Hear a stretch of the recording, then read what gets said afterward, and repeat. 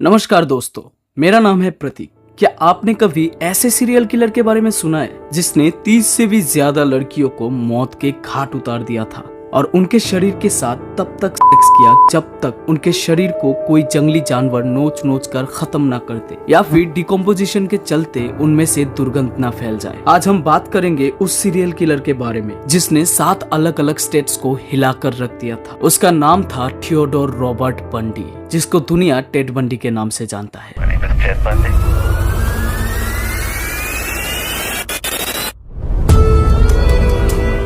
Ted Bundy का जन्म 24 नवंबर 1946 को बर्लिंगटन, वर्मोंट, यूएसए में हुआ था। उसका असली नाम था थियोडोर रॉबर्ट कोवेल। उसकी माँ एलिनोर लोएस कोवेल अनमेरिड थी और 22 साल की एज में प्रेग्नेंट हो गई। टेड के बायोलॉजिकल फादर का नाम ऑफिशियली कहीं भी कंफर्म नहीं है। कोई कहता है कि वो एक एयरफोर्स के कुक लॉयड मार्शल या फिर जैक वर्थिंगटन नाम का कोई हो सकता है। जब टेड पैदा हुआ तो उसकी माँ सोसाइटी की बदनामी से बचने के लिए टेड को उसके दादा सैमुअल कोवेल के घर 3 साल तक रखता है। टेड जब थोड़ा बड़ा हुआ तो उसे बताया गया कि उसकी दादा दादी ही उसके मम्मी पापा है और उसकी मम्मी उसका बहन। जब टेड बड़ा हुआ तब उसे सच्चाई का पता चला और उस अनुभव का उस पर गहरा असर पड़ा। जरा सोचिए, बचपन में आपको बताया जाता है कि आपका दादा दादी ही आपके मम्मी पापा है, लेकिन बड़ा होने के बाद जब आपको सच्चाई का पता चलता है कि इतने सालों तक जिनको आपने माँ बाप समझा असल में वो आपके दादा दादी है, तब आप पर क्या बीतेगा। उस पल मानो आप टोटली ब्लैंक आउट हो जाओगे। आप ना ही कुछ बोलने के और ना ही कुछ सुनने के लायक रहोगे। Exactly the same thing happened with Ted. 1951 में टेड की माँ लुइस की मुलाकात जॉनी कल्पेपर बंडी से हुआ। जॉनी एक अस्पताल में रसोई का काम करता था। 1 साल बाद दोनों ने शादी कर ली और उनके 4 बच्चे भी हुए और टेड को जॉनी बंडी ने औपचारिक रूप से गोद ले लिया। लेकिन टेड को अपना सौतेला बाप उतना पसंद नहीं था क्योंकि टेड का यह मानना था कि वो ना ही उतना स्मार्ट और ना ही उतना इंटेलिजेंट था। लेकिन जॉनी ने टेड को 4 बच्चे होने के बावजूद भी खुद के बच्चे जैसा ट्रीट किया। लोग कहते हैं कि टेड बचपन में बहुत ही शर्मीला टाइप का था, लेकिन बाद में टेड बताते हैं कि कैसे वो बचपन में पड़ोसी के कूड़ेदान में नग्न महिलाओं के तस्वीर ढूंढता था। जैसे जैसे टेड बड़ा हुआ तो उसका एडल्ट बुक पढ़ना और लोगों के खिड़कियों से झांकने का स्वभाव दिन ब दिन बढ़ने लगा। शायद टेड ने अपने दादा सैमुअल कोवेल को ही अपना आइडल मान लिया था, जो बहुत ही वायलेंट किस्म के आदमी थे, जो पड़ोसी के साथ दुर्व्यवहार करते थे, अपने बीवी बच्चों को मारते थे, यहाँ तक कि वो अपने घर के पालतू जानवरों के साथ भी बहुत ही दुर्व्यवहार करते थे। इन सब के बावजूद टेड उनका आदर करता था। टेड उनको किसी हीरो की तरह ट्रीट करता था। 1975 में टेड ने अपना हाई स्कूल कंप्लीट किया। गुड लुकिंग एंड स्मार्ट होने के कारण वो स्कूल की लड़कियों के बीच बहुत ही ज्यादा फेमस था। 1967 में उन्होंने यूनिवर्सिटी ऑफ वाशिंगटन में पढ़ाई शुरू किया, जहां टेड स्टेफनी ब्रूक नाम के एक लड़की से प्यार कर बैठा और ये उसका पहला सच्चा प्यार था। लेकिन कुछ दिन बाद वो लड़की टेड को रिजेक्ट कर देता है क्योंकि उसका मानना था टेड एक लापरवाह और एमलेस आदमी था। बस यही वो हादसा था जिसने टेड के अंदर के जानवर को जगाया था। टेड इस ट्रॉमा से उबर ही रहा था कि वर्लिंगटन में उसके लिए एक और बड़ा झटका वेट कर रहा था। टेड वर्लिंगटन, वर्मोंट जाकर अपना बर्थ रिकॉर्ड्स निकालता है और ये पाता है कि वो एक नाजायज औलाद है। इन सब घटनाओं ने बंडी को बुरी तरह तोड़ दिया था। 1970 में बंडी फिर एक बार यूनिवर्सिटी ऑफ वाशिंगटन में एडमिशन लेता है और साइकोलॉजी मेजर में डिग्री हासिल करता है। बंडी अपने प्रोफेसर्स का बहुत ही फेवरेट स्टूडेंट था। 1971 में टेड ने एक पुलिस ऑफिसर के साथ एक सुसाइड प्रिवेंशन हॉटलाइन में काम किया, जो बंडी को एक दयालु, हार्डवर्किंग और सिंपैथेटिक बताती है। जब टेड की सच्चाई सामने आई तो उन्होंने उस पर the best selling novel the strangers beside me लिखी। टेड ने 1972 में अपनी ग्रेजुएशन कंप्लीट की और उसने रिपब्लिक इन पार्टी की इलेक्शन कैंपेन ज्वाइन कर ली। यहाँ भी टेड को बहुत पसंद किया गया। फिर 1973 में टेड ने यूनिवर्सिटी ऑफ न्यूयॉर्क में अपना लॉ का पढ़ाई शुरू किया। उस वक्त बंडी ने अपने एक्स स्टेफनी को फिर से डेट करना शुरू किया। स्टेफनी इस नए टेड से मिलकर बहुत ज्यादा खुश थी क्योंकि टेड अब पहले से बहुत ज्यादा रेस्पॉन्सिबल और स्मार्ट पर्सन बन गया था। दोनों के बीच शादी की बात चली, लेकिन टेड अब डबल गेम खेलता है। टेड स्टेफनी को भनक तक नहीं लगने देता कि वो उसके और एक अफेयर एलिजाबेथ कोलेफर को डेट कर रहा था। दोनों में से किसी भी लड़की को एक दूसरे के बारे में नहीं पता था। जनवरी 1974 बंडी ने अचानक स्टेफनी से सारे रिलेशन तोड़ दिए। स्टेफनी का मानना था कि बंडी ये पिछली बार का रिवेंज लेने के लिए कर रहा था। इस घटना के कुछ ही महीने बाद टेड बहुत कम कॉलेज जाया करता था और ये वक्त वही था जब उस इलाके की जवान लड़कियां अचानक गायब होने लगी थी। बंडी बचपन से ही स्मार्ट और गुड लुकिंग था, लेकिन उसकी माँ और स्टेफनी से मिले धोखे ने उसके अंदर लड़कियों के लिए एक हेट पैदा कर दिया था। 4 जनवरी 1974 की आधी रात को स्टेफनी से ब्रेकअप करने के बाद टेड 18 साल की कैरिन स्पार्क के बेसमेंट अपार्टमेंट में घुस जाता है और उसे उसी की बेड के रॉड से सर पर बहुत बार वार करता है और उसी रॉड से उसे सेक्सुअली असॉल्ट भी करता है। कैरिन को 10 दिन बाद होश आता है। वो बच तो जाती है, पर असॉल्ट के वजह से उन्हें इंटरनल इंजरीज के लिए आजीवन व्हीलचेयर पर बितानी पड़ती है। He came into my home, took a bed frame off of my bed and smashed my skull. Then he used probably the same bed frame, smashed it into my vagina and into my bladder. फरवरी 1, 1974 बंडी लिंडा हिली के basement में घुस जाता है। उनको Ted तब तक मारता है जब तक वो बेहोश ना हो जाए। 12 मार्च 1974 को 19 साल की डोना मेंशन, जो एवरग्रीन स्टेट कॉलेज की स्टूडेंट थी, डोना एक जैज कॉन्सर्ट अटेंड करने अपने डॉर्म से निकलती है, बट कॉन्सर्ट नहीं पहुंचती। अगले महीने अप्रैल 17 को सुजैन एलेन अपने कॉलेज कैंपेन के मीटिंग को अटेंड करने के बाद अपने डॉर्म वापस लौट रही होती है, पर बीच रास्ते से गायब हो जाती है। इस प्रकार अचानक लड़कियों के गायब होने से पूरा वाशिंगटन हिल गया था। फिर वाशिंगटन स्टेट यूनिवर्सिटी की कुछ लड़की सामने आती है और इन्वेस्टिगेटर्स को अपनी एक्सपीरियंस शेयर करते हुए कहती है कि जिस रात उन्होंने सुजन को लास्ट देखा था, उस रात एक हैंडसम गुड लुकिंग शख्स जिसने अपने हाथ में बैसाखी या फिर आर्म स्लैंग पहना था और लड़कियों से अपने ब्राउन रंग के कार में ढेर सारे बुक्स को रखने का मदद मांग रहा था। 6 मई 1974 को फिर से रॉबर्टा पर्स नाम की एक लड़की जो अपने दोस्तों के साथ मेमोरियल यूनियन में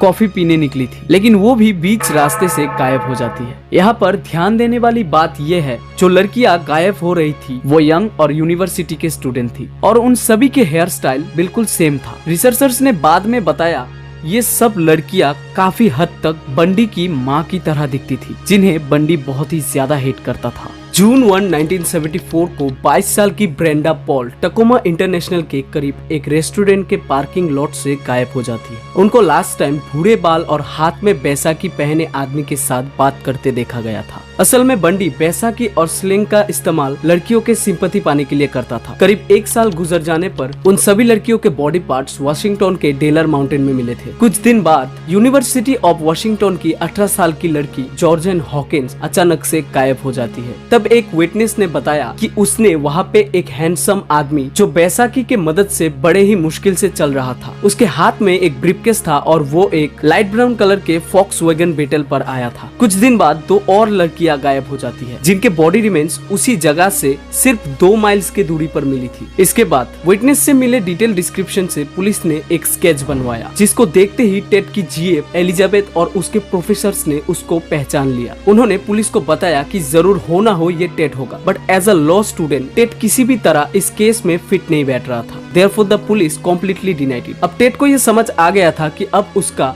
ज्यादा दिन यहाँ रहना खतरे से खाली नहीं था, एंड दैट्स व्हाई टेड दूसरे स्टेट यूटा में शिफ्ट हो जाता है, जहाँ उसने university of Utah law school में एडमिशन ले लिया। और कुछ दिन बाद यूटा की लड़कियां भी अजीब तरीके से गायब होने लगी। 2 अक्टूबर को 16 साल की नैन्सी बिलकॉक्स गायब हो गई। फिर 2 हफ्ते बाद 17 साल की मेलिसा एन स्मिथ गायब हो गई। हेलोवीन के दिन 17 साल की लॉरा एक कैफे से लापता हो जाती है, जिसको सेक्सुअली असोल्ट करने के बाद बुरी तरह मारा पीटा गया था और फिर उसका गला दबाकर उसे मार दिया गया। नवंबर 8 को यूटा के एक मॉल में टेड ने 18 साल की कैरोल को फर्जी पुलिस बनकर फंसाया, लेकिन उसने एक बड़ी गलती कर दी जो आगे चलकर टेड को बहुत भारी पड़ने वाला था। उसने अफरा तफरी में कैरोल के हाथ में हथकड़ी पहनाई, लेकिन उसने गलती से दोनों हथकड़ियों को एक ही हाथ में पहना दिया। कैरोल किसी तरह गाड़ी का दरवाजा खोलकर गाड़ी से बाहर कूद गया और अपना जान बचाकर भाग गया। उसी रात बंडी ने डेबरा केंट नाम के एक लड़की का शिकार किया। 1975 में बंडी ने कोलोराडो में भी शिकार करना शुरू कर दिया, क्योंकि बंडी को यह बात अच्छे से पता था, अगर एक जगह की लड़की बार बार गायब होगा तो उसके फंसने के चांसेस बहुत ज्यादा बढ़ जाएगा। 12 जनवरी 1975 को एक नर्स जो 23 साल की थी, जिनका नाम कैरेन कैम्बेल वाइल्डवुड था, वो एक रिजॉर्ट से गायब हो जाती है। करीब 1 महीने बाद उसकी नेकेड बॉडी उसी रिजॉर्ट के पास से मिला था। फिर 15 मार्च को 26 साल की जूली कनिंगम लापता हो गई, जिसको बेरहमी से पीट कर लास्ट में गला दबाकर मार दिया गया और मारने से पहले उनको सेक्सुअली असॉल्ट किया गया था। ठीक ऐसा ही 6 अप्रैल को डेलिप विलिप्सन के साथ भी यही सब किया गया। 6 मई को टेड ने इडाहो जाकर 12 साल की लिनेट डॉन कोलवर्ट को किडनैप किया और किसी होटल पे ले जाकर उसका रेप किया। 16 अगस्त 1975 ये वो दिन था जिस दिन से टेड के जीवन में अंधेरा छाने वाला था। टेड को पहली बार बॉब हेवन नाम के एक पुलिस ने यूटा हाईवे के किसी रेसिडेंटल एरिया में तब पकड़ा जब वो सुबह होने से पहले के वक्त में अपने गाड़ी से घूम रहा था। टेड ने पुलिस की गाड़ी देखते ही रफ्तार बढ़ाई, जिससे पुलिस को उसके ऊपर शक हो गया। इसीलिए पकड़े जाने पर पुलिस ने उसकी गाड़ी को सर्च किया और गाड़ी से जो मिला वो देखकर बॉब की होश उड़ गई।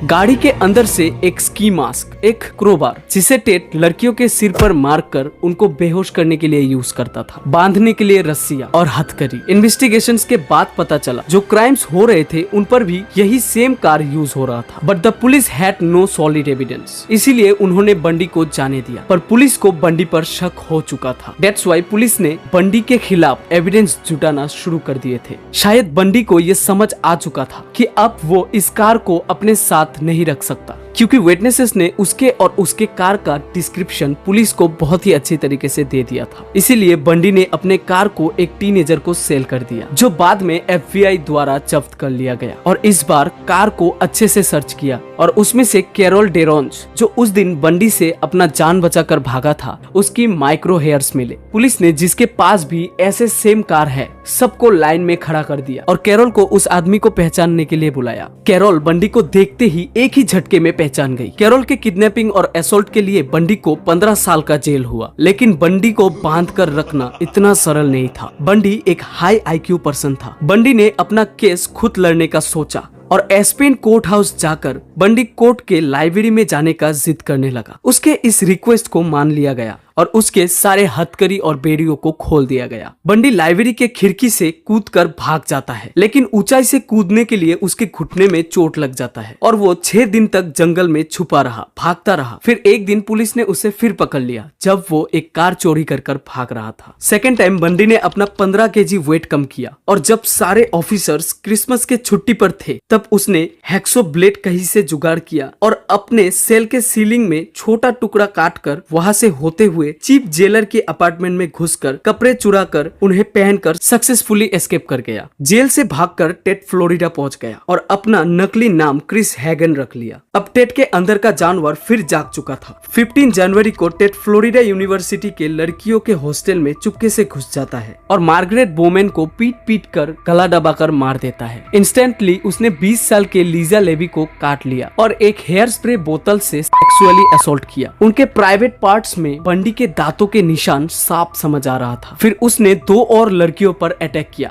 जिनका नाम कैथी और कैरेन था। बंडी ने उन दोनों को मार कर उनके जॉस को फ्रैक्चर कर दिया। इस अटैक के दौरान 2 लड़कियों की मौत हो गई। बंडी का आखिरी शिकार किम्बरली लीज, जो 9 फरवरी को स्कूल जाते वक्त गायब हो जाती है। 15 फरवरी 1978 को टेड चोरी के कार में पकड़ा गया। इस बार पुलिस के पास विटनेस के साथ प्रूफ भी था, जिसके चलते 24 जुलाई 1979 को बंडी को सजाए मौत सुनाई गई। जब उसकी सजा कम करने की सारी अर्जियों को ठुकरा दिया गया तब बंडी ने खुद 30 मर्डर्स की जिम्मेदारी उठाई और बताया कैसे उसने उन लड़कियों को बेरहमी से मौत के घाट उतारा। फाइनली 24 जनवरी 1989 की सुबह 7 बजे के 16 मिनट पर उसे इलेक्ट्रिक चेयर में बैठा कर एग्जीक्यूट कर दिया गया। जेल के बाहर लोगों ने सेलिब्रेट किया और उसके डेड बॉडी को देखकर बहुत दिनों बाद लोगों ने चैन की सांस ली। आज के लिए इतना ही दोस्तों। उम्मीद है आपको टेड बंडी का ये रियल क्राइम केस बहुत ही अच्छा लगा होगा। अगर अच्छा लगे तो इस वीडियो को एक लाइक करके अपना छोटा भाई समझकर मेरे चैनल को सब्सक्राइब जरूर कर देना।